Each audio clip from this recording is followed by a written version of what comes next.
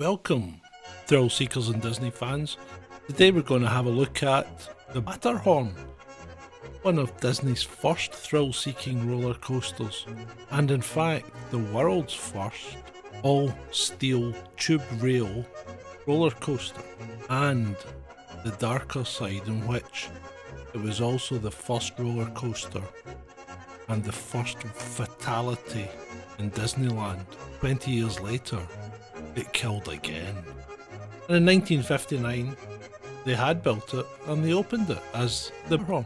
Originally, what became the Matterhorn in Disneyland, California was just a pile of dirt that had been dug out while they were making the Sleeping Beauty castle.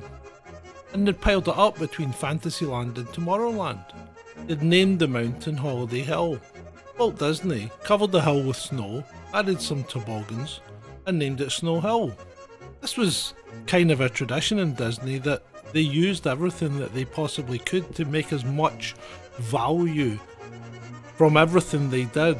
They didn't throw things away, they just reused them. At one point they'd even cut up some old trees and upturned them to make what appeared to be a mangrove swamp in the famous Jungle Cruise. So Disney decided they was going to make that into the Matterhorn, and he was going to build a new roller coaster. And this new roller coaster was exciting because this was the first time that a continuous steel tubular track had ever been used in the world.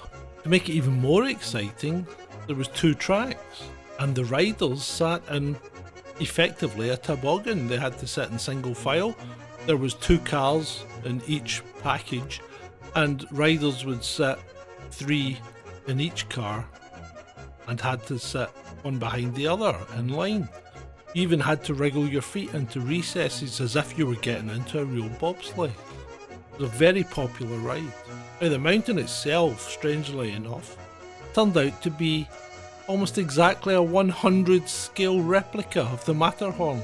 Where the Matterhorn is 14,700 feet in height, Disney's version is 147 feet tall. And it used to have two holes in it, where the skyway would go through it, enabling the people that were travelling on the gondolas to look down and see the people travelling in the bobsleds. There was even a Yeti. So while this is one of the most exciting rides in Disneyland's Californian experience, you won't find it in any other Walt Disney park. If you want to experience the Matterhorn, you have to go to California. 5 years after it opened in 1964, tragedy struck. It's completely unclear what exactly happened. And while Disney maintained that everyone who rides on the track has to have their seatbelt fastened and be fully seated, it would appear that 15-year-old Mark Maples, who was seated in the back of the sled, had stood up as they entered the tunnel. It's thought he struck his head and was thrown from the train onto the tracks. When they arrived, his friends exclaimed obviously that he had disappeared. And while the ride operators were a bit reluctant to accept their story at first glance, the next train in confirmed it. Mark was recovered from the tracks. He was still alive, but he had a severe head injury. He was taken to hospital and tragically he passed away 4 days later. Some potential explanations were brought forward, such as hazing by his friends, but there was no evidence to support this, and it was strongly denied by both the friends. Ultimately, Anaheim police ruled his death was accidental. This was the first death ever recorded in Disneyland's history. The Matterhorn continued in operation for a further 20 years without any real incident, until a woman named Dolly Young and her companions boarded the bobsled train around 3:30 PM. She was 48 years old. She again was seated in the back of the ride alone, while her friends were seated in front of her. But halfway through the ride, Young somehow fell out of the bobsled. Her friends did not realise this until they returned to the station and found that she was no longer with them.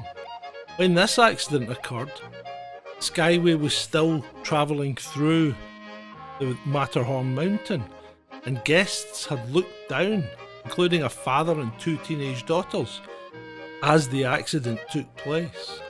They saw Young fall from the bobsled onto the ride track, and the father of the girl remembered telling his daughters to look away from what happened next, because a second bobsled was only 30 seconds behind.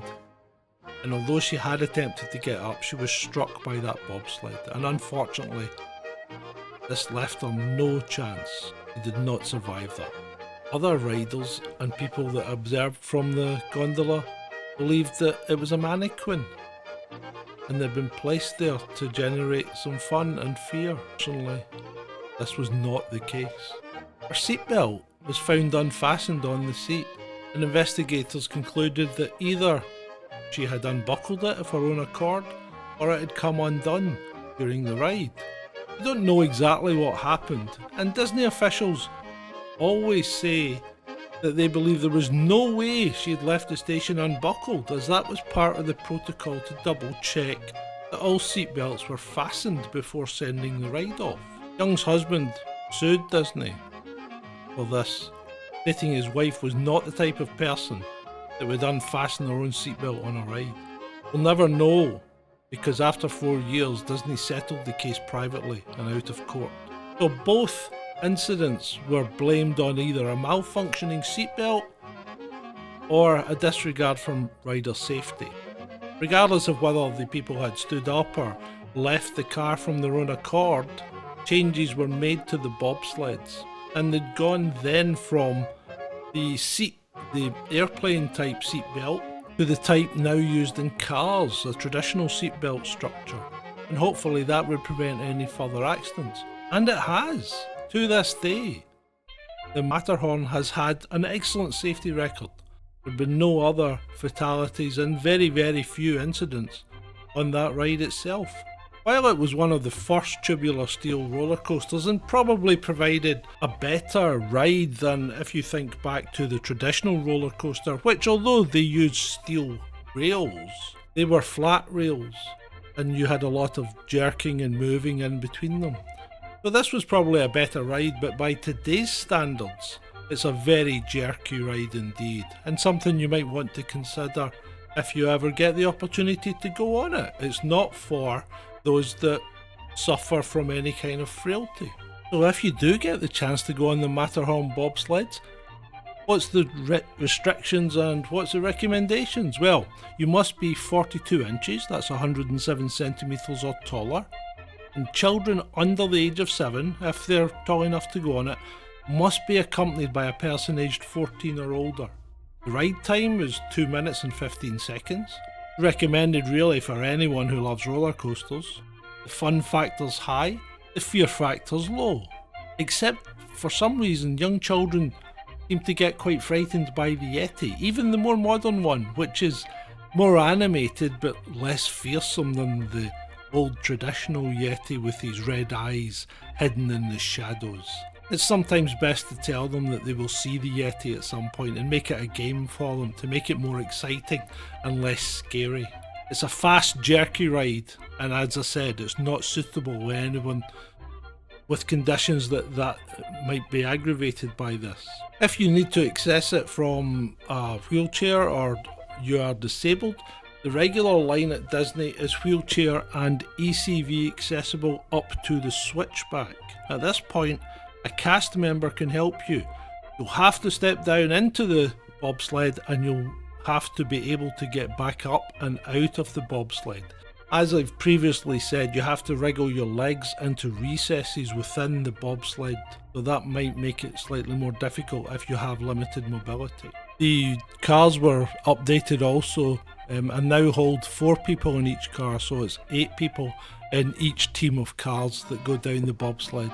Skyway stopped running through the Matterhorn in 1994 after stress cracks were found, and the big holes that were left in the mountain have subsequently been filled in.